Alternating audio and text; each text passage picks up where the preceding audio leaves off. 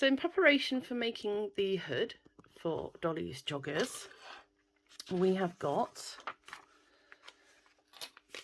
4 parts. We've got 2 in the fuchsia fleece sweatshirting, and we've got 2 in the lining. Now what we're going to do is we are going to join the curved edge only on both parts. So I love this sweatshirting, it's gorgeous. What we're going to do is we're just going to turn them right sides together, and we are going to sew this curved edge from top to bottom.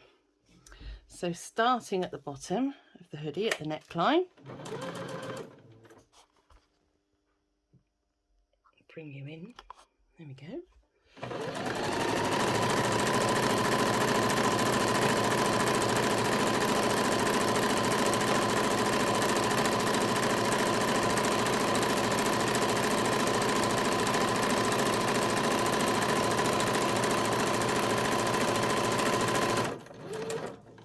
And we do need to make 2 buttonholes in this piece of sweatshirting, but before we go and change our foot,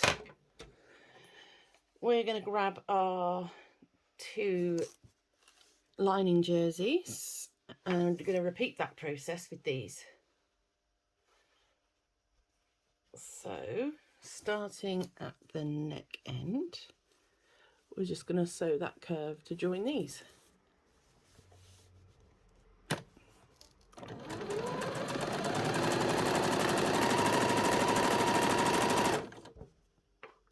This would be a great job for an overlocker if you have one.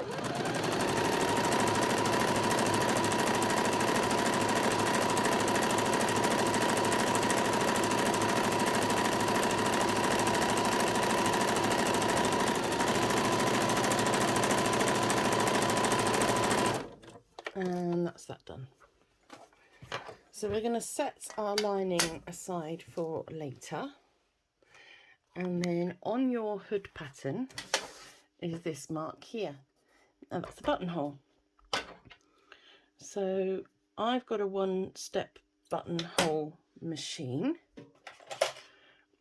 and all I've done with my buttonhole foot is pop any old button in, as long as it's bigger than the width of the pink cord supplied in your kit. I'll just put the button foot on. Button foot on here till it clicks, and then I've got a little paddle that comes down here. What happens is this foot measures the width of the button, or the diameter of the button I should say, and it goes backwards first. So on the pattern we've got this buttonhole. It's about 1.5 centimeters in from the edge. So this doesn't have to be particularly, accurate, as long as they're the same on both sides and they're not within the seam allowance. So because mine goes backwards first, I'm actually going to start mine here, which is 3 centimeters from the bottom.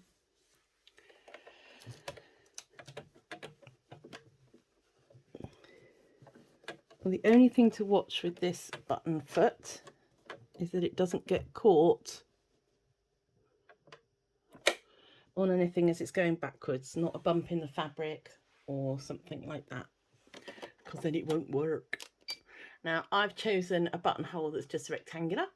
We don't need anything fancy, just your basic buttonhole. I'm going to push that back down there, and I'm just going to sew it. Okay. So it's not brilliant, but it is done. So we'll just turn to the underside, and there we go.